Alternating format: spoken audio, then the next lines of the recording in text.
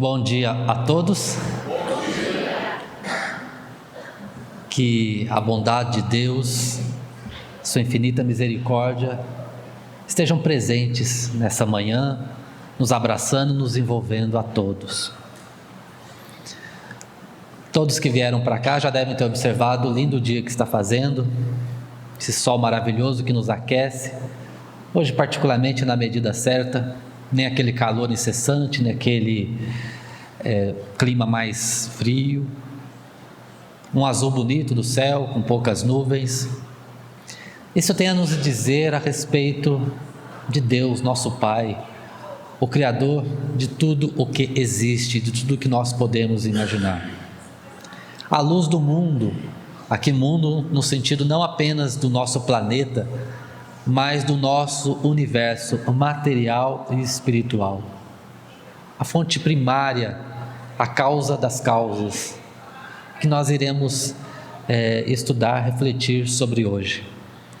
Antes, uma interessante história, é uma história infantil que eu vou compartilhar com vocês. Eu já trouxe aqui outras vezes, mas eu nunca me canso, porque muitas vezes na simplicidade de um texto, muitas vezes aplicado aparentemente apenas a crianças, nós encontramos ali reflexões profundas, transcendentais, filosóficas e que falam alto ao nosso coração quando pensamos em espiritualidade, religiosidade. Religião é no sentido de nos integrarmos, de nos voltarmos a estar ligados a Deus. Por isso que a doutrina espírita ele tem esse aspecto religioso ou moral, porque não há como concebermos essa doutrina sem a sua base mais elementar, mais primitiva, onde todo o edifício está alicerçado, e essa base é Deus. Então essa historinha fala que havia no Pacífico duas montanhas, uma ilha com duas montanhas. A menor delas se chamava Alegria e a maior Tristeza. Mas nem sempre foi assim.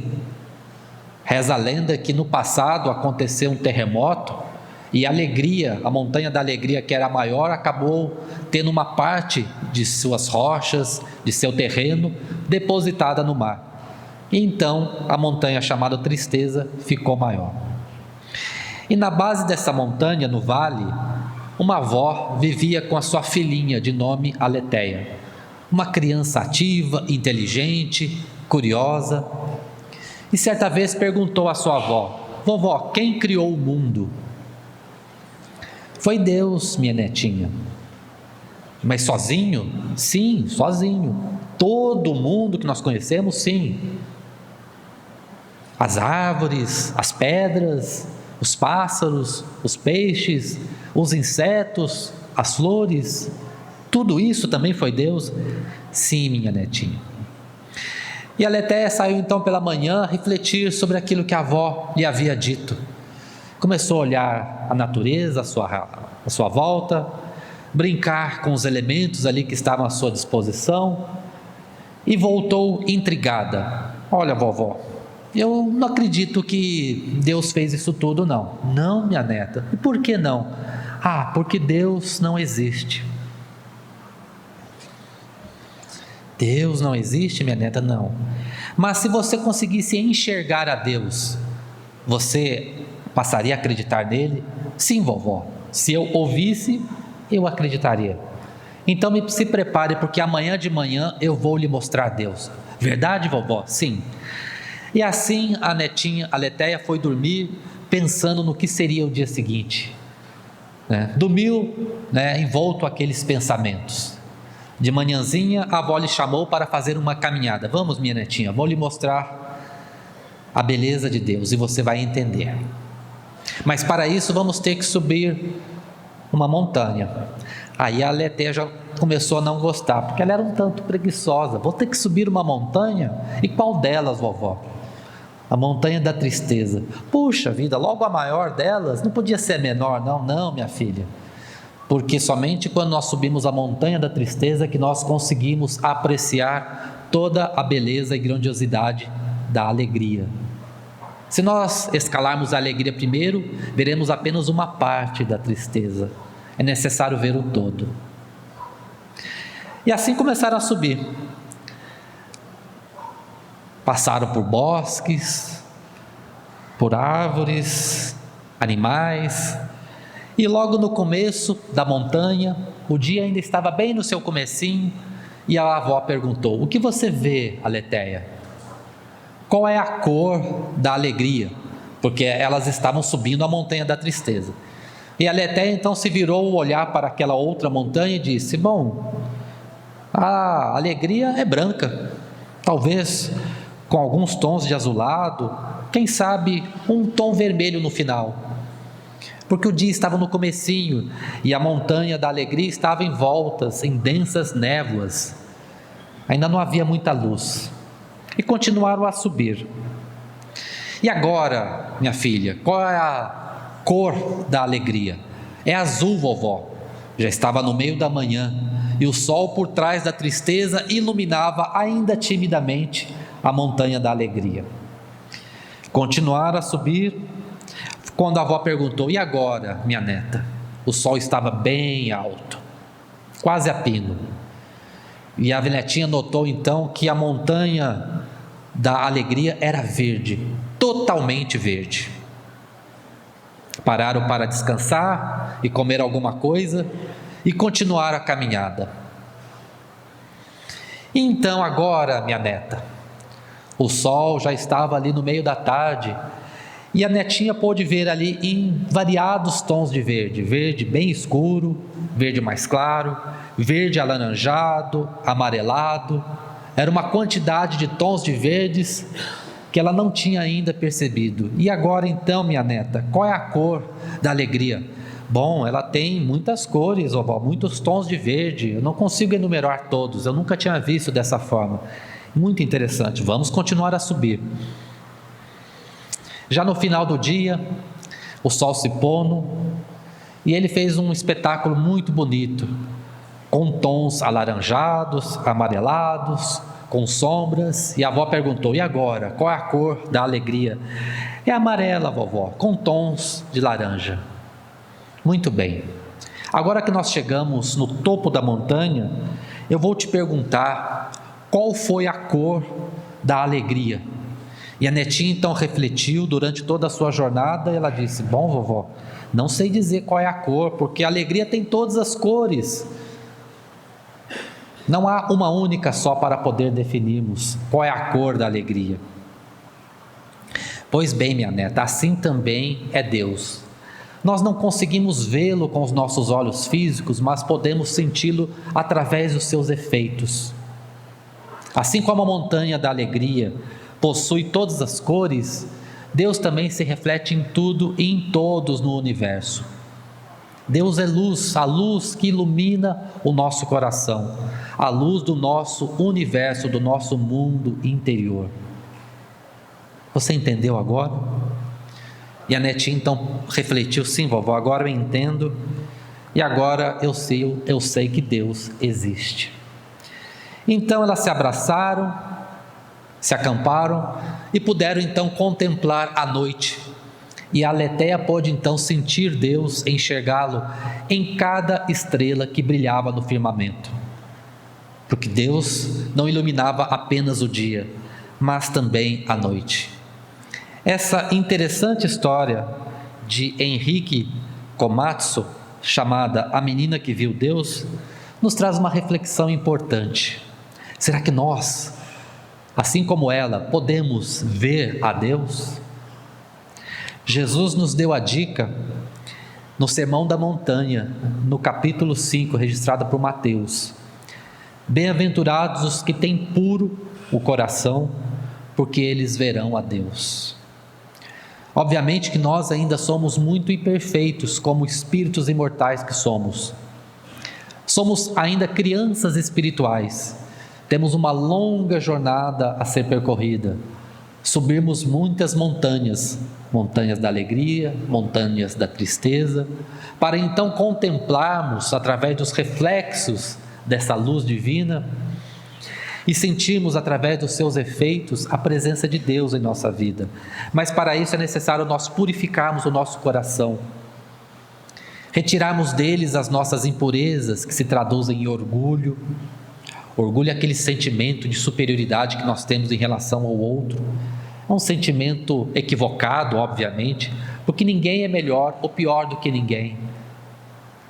Mas quando por algum motivo qualquer, seja por condição financeira, local de nascimento, cor da pele, orientação sexual, enfim, nós poderíamos aqui citar a diversidade humana, e por causa de algum dos motivos que nos caracterizam na nossa individualidade, nós nos achamos melhores do que os outros, dotados de mais privilégios, superiores, aí reina o nosso orgulho em toda a sua força. E ele é o principal obstáculo ao progresso humano. São impurezas que nós ainda temos no nosso coração, que paulatinamente nós temos jogado fora. E somente quando o nosso coração estiver puro, livre de orgulho, de egoísmo, de vaidade, desapegado das coisas do mundo, entendemos que nós vivemos no mundo, mas não para o mundo. Entendemos definitivamente os valores espirituais que guiam a nossa vida de espírito imortal, aí sim nosso coração estará mais purificado e a nossa percepção de Deus estará mais adequada, mais apropriada. Mas essa visão de Deus nem sempre foi assim. Vamos aqui refletir sobre diferentes povos, em diferentes épocas da humanidade, pensaram a respeito de Deus, porque a essência divina reside em nós. Todos nós temos, quase que por instinto, essa noção de que existe um ser superior. Muitas vezes nós observamos a lua, o sol, e colocamos ali a identificação da divindade, como se Deus se traduzisse no sol ou na lua, em algo maior, no trovão, algo que é muito superior a nós. Vemos, por exemplo, na mitologia grega, Zeus, o rei dos deuses, Deus dos céus e do trovão, e seu poderoso raio. É muito interessante a mitologia grega, porque através da sua leitura, do seu estudo, é claro que tudo ali é simbólico, é mitológico, não acontece de verdade, mas é uma metáfora para muitas situações que nós, humanos, vivenciamos. Podemos extrair dali conhecimentos que não estão ali explícitos, mas implícitos. Precisamos enxergar além das entrelinhas e ler além dos textos. Também na mitologia chinesa, nós temos também dragões, serpentes e a criação do mundo por um criador gigante, que seria um dragão. E é muito interessante o que diz essa mitologia, que é diferente do que a gente está acostumado a ouvir. A gente ouve falar da mitologia grega, da mitologia romana, quem sabe da mitologia nórdica, escandinava, né? Todo mundo aqui já deve ter ouvido falar do deus Thor, tem até filmes a respeito disso. Mas na mitologia chinesa temos uma profusão de dragões, serpentes e o mito da criação do mundo datado de 600 anos antes de Cristo. Segundo essa mitologia, o criador gigante saiu de um ovo, que devia ser uma serpente, né? Serpente bota ovo, e começou então a criar o mundo usando um cinzel para esculpir os vales e montanhas da paisagem. Em seguida, ele colocou o sol, a lua e as estrelas no céu. É sempre poética essa visão mitológica a respeito da criação. E morreu assim que essas tarefas tinham terminado. Nessa mitologia, então, o Criador morre assim que ele cria tudo. A morte do Criador gigante era uma parte essencial do processo de criação, porque os fragmentos de seu próprio corpo ajudaram a completar o mundo. Por exemplo, o crânio desse Criador formou a abóbada celeste, sua carne deu origem ao solo, seus ossos se transformaram nas rochas e seu sangue criou rios e mares. Seu último suspiro produziu o vento e as nuvens, enquanto seu suor transformava-se na chuva. E a melhor parte, seu cabelo caiu na terra, criando a vida vegetal, e os piolhos escondidos em seus cabelos, forneceram a base para a raça humana. Então nós viemos do piolho, segundo essa mitologia. E como o nosso nascimento exigiu a morte do nosso Criador, fomos amaldiçoados com a tristeza eterna. Já viram alguma coisa semelhante disso? Por algo que a gente fez ou fizeram por nós, fomos ali amaldiçoados, né? Pecado original, ali entre os hebreus, aquela história mitológica também, simbólica, metafórica, que tinha Adão e Eva, e aí comeu a maçã, e não podia comer aquela maçã que era a árvore do fruto proibido, podia comer de todas as árvores ali, de todos os frutos daquele jardim do Éden, menos daquela árvore. Mas o ser humano é curioso, por que não pode? Então apareceu a serpente, né, tentando para que eles comessem a maçã, e por causa daquele erro, então, tiveram que trabalhar, adquirir um pecado original, e passariam então a sobreviver com o suor da sua face, do seu trabalho. Naturalmente é uma visão mitológica, né, simbólica da criação do mundo entre os hebreus. Não corresponde à realidade, mas dali nós podemos extrair alguns elementos interessantes, né? Nós somos imperfeitos e tendemos à perfeição, e para chegar a isso, a esse estágio de perfeição, e que vai ter como consequência a nossa própria felicidade, nós precisamos trabalhar, precisamos nos esforçar, colocar ali o nosso melhor. Sem esforço, sem trabalho, não existe conquista espiritual. É por isso que Jesus diz: a cada um será dado segundo suas obras. Não é a cada um segundo sua fé, a cada um segundo sua crença religiosa, segundo suas obras. E também entre os hebreus nós vamos encontrar ali no Antigo Testamento uma visão de Deus um tanto exclusivista e parcial. Um Deus com forma humana, aqui representado nessa belíssima pintura feita por Michelangelo no teto da Capela Sistina no Vaticano, em Roma. É um afresco, né? Uma pintura no teto que mostra ali Deus, né? Que aponta aquele Deus, um Deus dotado de longas barbas brancas, porque o mundo é antigo, então Deus deveria ser um ancião, e na falta de um entendimento melhor a respeito de Deus, nós projetamos neles qualidades que são nossas. Então vamos encontrar lá no Antigo Testamento um Deus dos exércitos, que orientava e guiava o povo antigo hebreu para a conquista de territórios, guerra. Um Deus que deveria ser temido, não necessariamente amado. Havia um avanço, porque então havia um certo politeísmo entre os diversos povos naquela época, e o povo hebreu foi o primeiro a conceber a ideia de um Deus único, o que já é um avanço, mas ainda uma visão acanhada, porque aquela humanidade era também mais atrasada espiritualmente. Mas o ser humano pensa, reflete, não somos dotados de inteligência por acaso. E então, apesar de todas essas explicações mitológicas na Grécia, ali no Egito, entre os hebreus antigos, na China e em diversos povos da humanidade, na Escandinávia, possivelmente aqui entre nós também, nos nossos povos originários, ancestrais, né? A visão de um Deus representado pelo trovão, na lua, no sol. O ser humano pensa, reflete e tenta encontrar uma explicação racional para os fenômenos da vida. E aí surgem os primeiros cientistas. Henrique Poincaré certa vez disse: o cientista não estuda a natureza porque ela é útil, ele a estuda porque se encanta com ela, e ele se encanta porque a natureza é bela. Se a natureza não fosse bela, não valeria a pena conhecê-la. É justamente a beleza da criação divina que impulsiona o ser humano a tentar compreendê-la.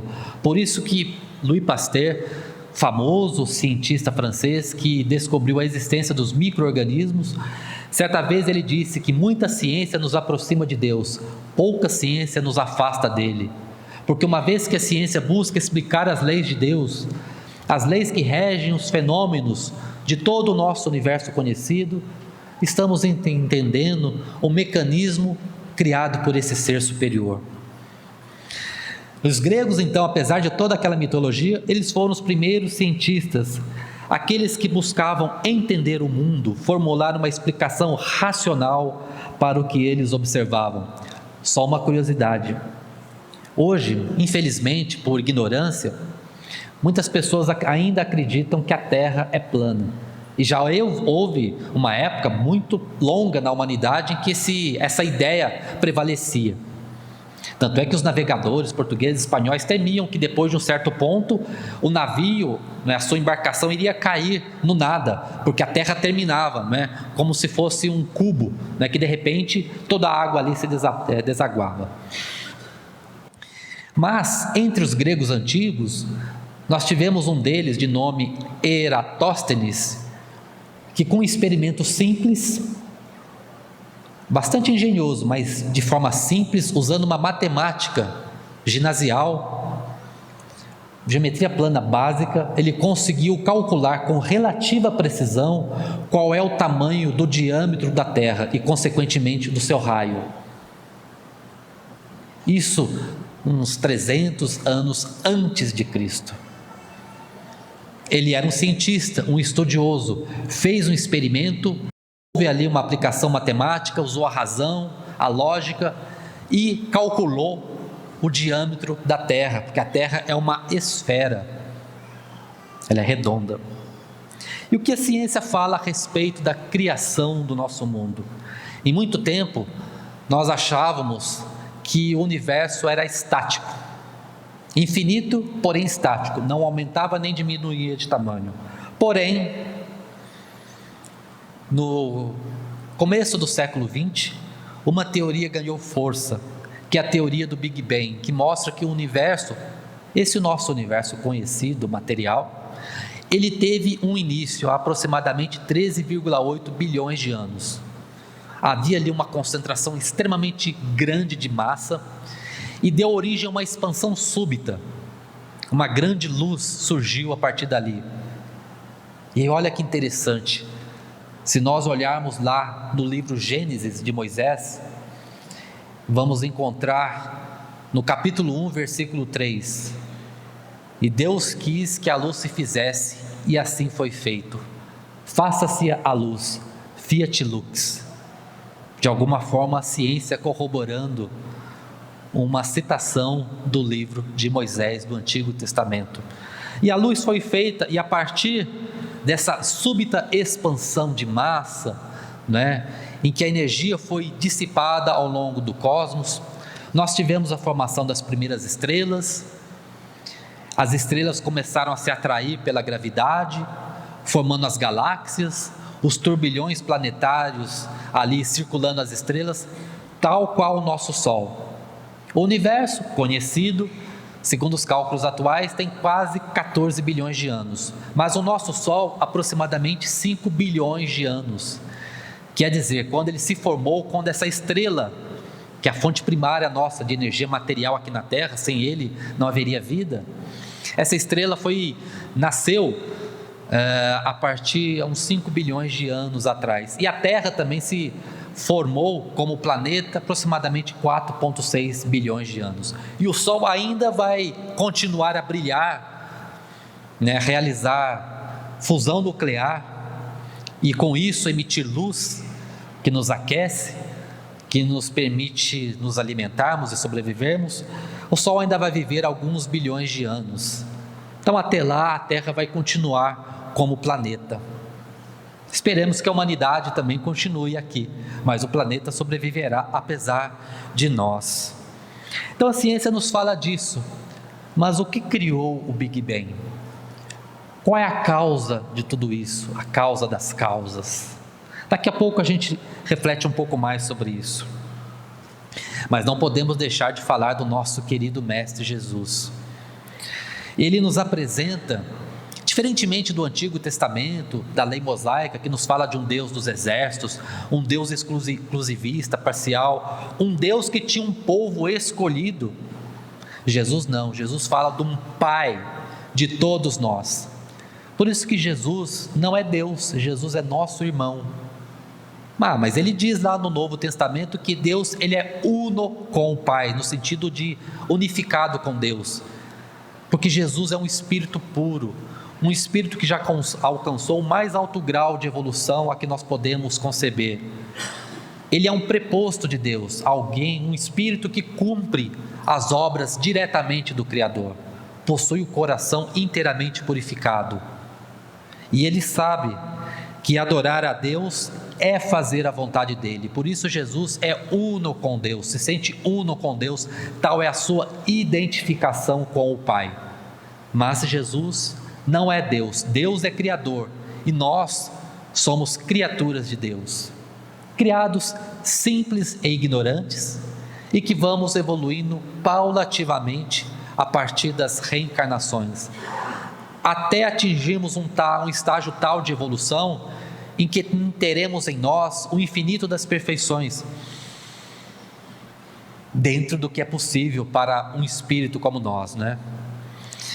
Seremos tal qual Jesus é hoje, todos nós, sem exceção. Assim como a criança que nasce ali, um dia será um adulto, será um veterano, um ancião, nós também, espiritualmente, ainda somos crianças, porque ainda temos muito que crescer, nos amadurecer espiritualmente, para um dia chegarmos a esse estágio tal, do qual Jesus é um membro divino, atingir o que nós chamamos de primeira classe, que é a classe dos espíritos puros. Estamos caminhando para isso, evoluindo paulatinamente. E a visão espírita de Deus? Nós somos espíritas, estamos numa casa espírita, então é normal, é importante que a gente reflita sobre isso. Mas antes de nós falarmos de Deus, é importante termos em mente o seguinte: tudo que existe tem uma causa. O efeito nunca é superior à sua causa, e todo efeito inteligente tem uma causa inteligente. Isso é um princípio básico, é um axioma, uma proposição evidente que nós devemos aplicar. Diante disso, nós entendemos que o Espiritismo concorda com a visão de Deus, com a visão de Jesus, que Deus é o Pai de todos nós, com infinito amor e misericórdia, mas acrescenta que Deus é a inteligência suprema, causa primária de todas as coisas, a causa das causas, a origem das origens, o Criador. Deus possui atributos no seu infinito grau, sem o qual não seria Deus. Nós ainda não conseguimos compreender Deus na sua profundidade. Ainda nos faltam sentidos que nós vamos e estamos adquirindo ao longo da nossa evolução. É como se nós tentássemos explicar para uma pessoa cega de nascença o que é a luz, o que são as formas. Talvez ela não conhecesse, ela não conseguisse, ela não vai conseguir imaginar o que é aquilo, porque ela não consegue enxergar. Também, da mesma forma, nos falta um sentido para nós compreendermos a Deus na sua profundidade, mas nós podemos refletir sobre seus atributos, entender que se algum atributo ele necessariamente deve pertencer a Deus, Deus deve possuir aquele atributo, porque se Deus não possuísse aquele atributo, ele não seria Deus. Então, por lógica, Kardec nos fala sobre os atributos de Deus. Deus é eterno, nós somos imortais, tivemos um início, fomos criados por Deus. Muitas vezes se fala para conquistar a vida eterna, é uma forma bonita, metafórica, poética, mas em realidade não existe vida eterna. Para nós existe vida imortal, porque a palavra eterna significa que não tem início nem fim, e apenas Deus é eterno, ele não foi criado, não tem início e nem fim, o alfa e o ômega, né? É imutável, quer dizer, não se altera, porque se Deus se alterasse, se Deus evoluísse, é porque então ele não seria perfeito, ele não teria o infinito das suas perfeições, porque ele está se alterando. Se ele está se alterando é porque ele está se aperfeiçoando. Então Deus não pode se alterar, ele é imutável. O universo também careceria de estabilidade se as leis de Deus também se alterassem, como acompanhassem a evolução de Deus. Por isso que Deus não se altera, é imutável, porque aquilo que é perfeito não pode ser alterado. Deus é imaterial, a essência dele é espiritual, como nos lembra Jesus na conversa com aquela samaritana, diante do poço de Jacó, onde Jesus vai lhe oferecer a água viva, não apenas a água material que aquela mulher poderia retirar do poço e dar a alguém que estava com sede, mas Jesus tinha a água viva dos ensinamentos, do conhecimento superior para oferecer a ela. E Jesus nos fala que Deus é Espírito, e em Espírito nós devemos adorá-lo.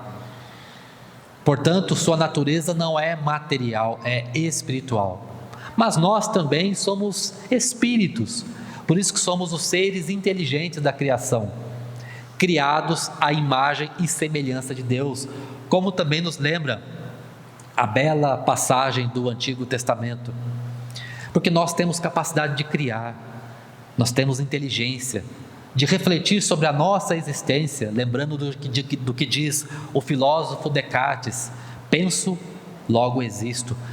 Temos a consciência da nossa existência, diferente de outras espécies que muitas vezes, em experimentos, elas se observam no espelho e acham que aquele ser ali é um outro, e ela começa a brigar com o espelho, enxerga nele um rival, um inimigo. Não tem ali ainda a capacidade de saber que aquele espelho apenas reflete a sua própria individualidade. Por isso que ali nós temos ali um princípio inteligente, criado por Deus, em evolução, fragmentado, ainda não adquiriu essa capacidade de raciocínio e autoconsciência própria de nós, os seres inteligentes da criação. E Deus tem essa essência espiritual, mas Deus não se confunde com a criatura, da mesma forma como um pintor não se confunde com o seu quadro. O pintor pode até fazer um autorretrato, mas o autorretrato jamais será ele mesmo, será apenas uma pintura, será uma criação daquele pintor. Da mesma forma, nós somos criaturas de Deus, jamais seremos Deus. Deus é inatingível nesse sentido. Deus é único, porque se ele fosse múltiplo, o nosso universo careceria de estabilidade, de autoridade, porque um mandaria mais do que o outro. Os hebreus já tinham essa noção, o cristianismo concorda com isso, e o islamismo também é uma outra religião que adota o Deus único. São essas três religiões no mundo: o judaísmo, o cristianismo e o islamismo, que tem essa noção de um Deus único. Outras religiões possuem visões um tanto diferentes, algumas até admitindo vários deuses, como o hinduísmo, que nós respeitamos, claro, na diversidade humana. A verdade que luz, que é um reflexo de Deus, ela é espalhada por todos, e cada um absorve ali uma parte da verdade conforme o seu entendimento. Por isso nós podemos respeitar, mas podemos e devemos seguir adiante, refletir, analisar. E o Espiritismo, ele tem essa característica de não ser místico, de não utilizar de simbolismos, mas de andar ao par, ao lado da ciência, caminhando com ela diante do progresso humano. Por isso que Kardec fala que fé inabalável somente aquela que pode encarar a razão face a face em todas as épocas da humanidade. Está ali no Evangelho segundo o Espiritismo, no capítulo A Fé Transporta as Montanhas. O Espiritismo nos leva a estudar, a buscar conhecer. O Espírito de verdade nos diz, no Evangelho segundo o Espiritismo, capítulo Cristo Consolador, abre aspas: amai-vos, eis o primeiro mandamento, instruí-vos, eis o segundo. Por isso que nós somos incentivados, para além de amar o nosso semelhante, como Jesus nos recomenda, buscar entender como o nosso universo material e espiritual se realiza diante de nós. Todos nós evoluímos tanto em moralidade como também em sabedoria. Sabedoria é muito mais do que inteligência, é muito mais do que conhecimento aplicado. É tudo isso, porém, utilizando uma ética de vida positiva e que nos leva ao melhor para todos. Por isso que podemos ter pessoas inteligentes, pessoas com profundo conhecimento, mas pouco sábias. Pessoas que, infelizmente, ainda não utilizam bem todo aquele saber, aquele conhecimento em benefício de si mesmo e dos outros, em algo em harmonia com as leis divinas. Por isso que o Espiritismo nos leva a refletir. E através dessas reflexões de Kardec, quando ele elenca os atributos de Deus, nós entendemos que Deus é único, onipotente, onipresente e onisciente. É todo poderoso. Nada lhe é impossível. Está presente em tudo e em todos, e sobretudo em nós mesmos. E é onisciente porque tem ciência de todas as coisas, do passado, do presente e do futuro. É soberanamente justo e bom. E a gente observa a solicitude de Deus, a sua vontade, na vida que nos cerca, nas oportunidades que nós temos. E refletindo sobre o dia, por exemplo, que hoje amanheceu com esse sol bonito, esse dia azulado, depois de uma noite muitas vezes tormentosa, escura, sombria, uma metáfora para a nossa vida. Muitas vezes passamos por dificuldades, dores, angústias, em que o nosso mundo íntimo vive um verdadeiro inferno, por determinados motivos, frustrações, dores físicas, dificuldades materiais, abalos emocionais. Nós poderíamos aqui ficar o dia todo elencando os diversos tipos de problema que podem atingir a humanidade, a cada um de nós. São experiências por quais nós estamos passando, muitas vezes dolorosas. Podem ser provas, obstáculos que tendem a nos fazer melhores, mas também expiações, ou seja, consequência daquilo que nós fizemos de errado. Deus quer que nós tenhamos felicidade. Se nós que somos imperfeitos, pais imperfeitos, queremos o melhor para o nosso filho nos pede peixe, nós não vamos dar pedra, o que imaginar de Deus? Pai de todos nós, infinito no seu amor e misericórdia. Mas Deus quer que nós conquistemos a felicidade por nosso próprio esforço, por nosso próprio trabalho, para que depois aquilo seja uma conquista nossa e não algo oferecido como um privilégio. E refletir sobre isso nos leva a entender a justiça divina. A vida muitas vezes, do ponto de vista material, pode parecer injusta, porque nós ainda somos injustos, resultados da nossa imperfeição, mas Deus é justo. E quando nós passamos a analisar não apenas uma única existência física, mas várias reencarnações que se entrelaçam, que dão as mãos, que formam um todo contínuo e harmônico, e aí nós veremos a beleza, a bondade e a justiça de Deus. Por isso que a reencarnação é uma chave muito importante que o Espiritismo nos traz para entendermos a bondade de Deus e a justiça de Deus. É infinito em todas as suas perfeições, em todas que nós podemos concebê-la agora e o que um dia nós iremos concebê-la. São atributos de Deus. Por isso que é muito curioso quando às vezes as pessoas colocam características, adjetivos em Deus. Por exemplo, Deus é fiel. O ser humano é fiel ou não? Deus vai muito além disso.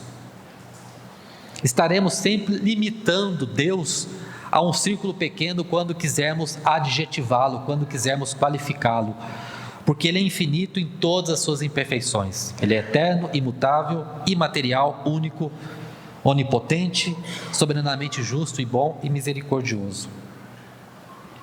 E a justiça de Deus se manifesta em nós. Esse aqui é uma pintura também de Michelangelo, um afresco também na Capela Sistina, e que tem como título o juízo final. Havia uma visão medieval de que Deus, quando nós morrêssemos, ou quando se desse o dia do juízo final, seríamos então julgados. Nossas ações positivas seriam colocadas num prato de uma balança, e as ações negativas, os erros, seriam colocados no outro prato. E se a balança tendesse mais para o lado das boas ações, significa que nós realizamos o bem, e seríamos então levados ao paraíso para contemplarmos eternamente em atitude beatífica a face de Deus. Por outro lado, se nossas ações fossem ruins, seríamos condenados irremediavelmente ao mal. É uma visão absurda, porque somente um Deus cruel, que nos criou simples, ignorantes, perfectíveis, somente um Deus assim poderia nos condenar a um sofrimento eterno por algo de errado que nós fizéssemos numa existência curta. É uma interpretação equivocada das palavras de Jesus. Jesus, à época, convivia com pessoas ainda muito simples, ignorantes, e ele falava por histórias, que são as parábolas, que tem um sentido ali metafórico, simbólico, moral, mas que são expressas com situações do cotidiano. Por isso que Jesus fala de um senhor e sua vinha e seus trigais, um rei, um chefe com os seus escravos, com seus servos, que julga as pessoas. E Jesus carrega na tinta para que aquelas pessoas analfabetas pudessem memorizar aquelas histórias e assim conseguissem reproduzi-la adiante. Foi graças a isso que os evangelhos puderam ser escritos décadas depois do retorno de Jesus ao plano espiritual. Então Jesus se utilizava dessas imagens duras. Por isso que o Espiritismo é a chave para nós compreendermos isso, tirarmos esse véu de alegoria que está sobre aquelas imagens para entendermos o significado profundo e real da moral cristã. E o que está por trás de tudo isso? A justiça divina é a aplicação do princípio de causa e efeito, conforme o ensinamento de Jesus, a cada um segundo suas obras. Todo nosso ato gera consequência, por menor que ele seja. Não há nenhum ato, nenhuma palavra, nenhum pensamento que escapa ao conhecimento e à justiça de Deus. Quando nossos atos, pensamentos e palavras estão em harmonia com a lei de Deus, dizemos que isso é o bem. Ao contrário, dizemos que é o mal. Por isso que quem busca adorar a Deus, busca cumprir a sua vontade, respeitando as suas leis, fazendo ao semelhante aquilo que nós queremos que nos seja feito, não fazendo ao outro o que nós não queremos que nos seja feito. Se nós fizermos isso, nós conseguiremos amar o nosso próximo, como recomenda Jesus. Por isso que céu ou inferno são estados de consciência, estados de espírito, não são lugares geográficos, não são lugares para onde a alma irá após a sua morte, de forma alguma, porque podemos vivenciar esses estados mesmo antes de desencarnar. Quantos de nós não vivenciam um inferno interior, uma dor que não passa, uma cicatriz que não é fechada, uma angústia que não termina? É um inferno moral, um sofrimento atroz, às vezes um remorso, uma situação, um trauma, uma traição, uma desilusão. Muitas são as dores que podem nos atingir e vivenciamos esse céu, esse inferno interior. Como também podemos vivenciar o céu interior como consequência da nossa paz de espírito. Grandes santos, grandes almas que passaram pela humanidade, muitas vezes sofriam atribulações físicas, mas guardavam ali a certeza de estarem agindo de acordo com a vontade de Deus. Faziam o bem como algo natural em sua vida, vivenciavam um céu interior. Naturalmente, vamos vivenciar isso quando nós desencarnarmos. No plano espiritual, naturalmente, os nossos pensamentos vão plasmar formas, como já plasmam agora, né? Quando estamos encarnados. Desde quando nós pensamos, sentimos e vibramos, nós criamos um mundo de formas espirituais ao nosso redor. Quando nós desencarnamos, essas formas se tornam palpáveis a nós, porque nós passamos então a vivenciar aquela realidade espiritual livre da matéria. Por isso que nós vamos encontrar em vários livros, como naqueles de Chico Xavier, descrições do plano espiritual que podem ser mais ou menos felizes, conforme o estado de alma das pessoas que ali habitam. Não que aquele umbral descrito por André Luiz seja um local criado por Deus, não. São situações criadas pela própria criatura, ainda em desalinho, ainda com pouca evolução espiritual. Ela pensa, sente, age ainda de forma desequilibrada. E aquelas formas de pensamento ganham vida, ganham existência própria. E isso pode ser descrito pelos espíritos. Da mesma forma como as moradas superiores, os locais de estudo, de convivência superior, que os bons espíritos criam em razão da sua alta evolução espiritual. São estados transitórios criados pelo espírito, sempre como reflexo do seu estado interior, seu estado de consciência. Por isso que não existe o céu ou o inferno teológicos. Diante de tudo isso, diante da bondade de Deus, diante da ciência que vai nos aproximando cada vez mais dele, certa vez o físico Newton, que acreditava em Deus, tinha essa plena consciência, mas ele convivia com cientistas ateus, e ele resolveu pregar uma peça no seu amigo.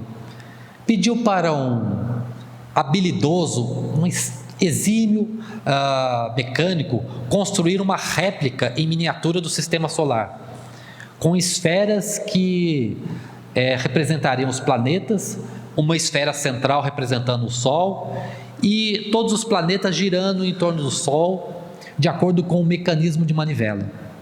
Certa vez chegou um amigo de Newton à sua casa e observou aquele objeto belíssimo ali em cima da mesa, e aquele amigo ficou encantado ao perceber do que se tratava. O que é isso, Newton? Que beleza!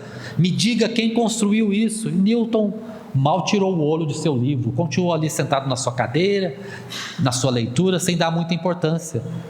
E então esse amigo começou a mexer na manivela, e aqueles planetas, aquelas esferas começavam a girar em torno do Sol, na proporção das órbitas. Um mecanismo fantástico, mecânico, que revela ali a grande habilidade daquele mecânico. E então aquele amigo: me diga, eu preciso conhecer essa pessoa, esse habilidoso artista. Foi então Newton disse: olha, eu encontrei esse objeto aí que você está vendo por acaso no jardim. Ah, Newton, está achando que eu sou tolo? Está achando que eu vou acreditar numa pavoice dessa? Um objeto belíssimo desse, encontrado por acaso no jardim? E então Newton se levantou da cadeira e disse: pois então, você mesmo entende que um objeto simples desse teve um mecânico? Saiba que ele é uma cópia imperfeita do cosmos que nos cerca, desse nosso sistema solar. Mas você não acredita que esse sistema solar foi criado por um ser superior, acredita que veio por acaso. De onde então está a sua lógica? Aquele amigo então passou a refletir, não é? Se um simples objeto foi criado por alguém extremamente habilidoso, o que dirá do nosso sistema solar? O que dirá das galáxias, dos aglomerados de galáxias, das teias, que fazem todo o nosso universo material conhecido? Tudo isso nos revela uma imensa beleza, uma imensa sabedoria, um efeito inteligente que tem uma causa naturalmente inteligente. E esse ser nos ama profundamente, nos quer o nosso melhor, nos dá todas as nossas oportunidades. E diante das dificuldades, dos desafios da vida, devemos recorrer a Ele, ao nosso Criador, ao nosso Pai. Nesse sentido, eu gostaria de terminar com uma psicografia de Chico Xavier por Emmanuel. Emmanuel é o mentor de Chico Xavier, é conhecido por muitas vezes ser um pouco rigoroso, bravo com Chico, mas nesse texto nós vamos encontrar um Emmanuel doce, ressaltando ali a sua tremenda sensibilidade, porque ele vem nos falar de Deus. Diz Emmanuel: há muita gente que te ignora, entretanto Deus te conhece. Há quem te veja doente, Deus porém te guarda a saúde. Companheiros existem que te reprovam, mas Deus te abençoa. Surge quem te apedreje, Deus, no entanto, te abraça. Há quem te enxergue caindo em tentação, Deus, porém, sabe o quanto resistes. Aparece quem te abandona, entretanto Deus te recolhe. Há quem te prejudique, mas Deus te aumenta os recursos. Surge quem te faça chorar, Deus, porém, te consola. Há quem te fira, no entanto Deus te restaura. Há quem te considere no erro, mas Deus te vê de outro modo. Seja qual for a dificuldade, faze o bem e entrega-te a Deus. Que esse nosso Pai bendito, amoroso, essa luz interior que nos aquece a todos, essa luz do nosso mundo interior, nos abençoe, nos faça senti-lo hoje e todo o sempre. Obrigado.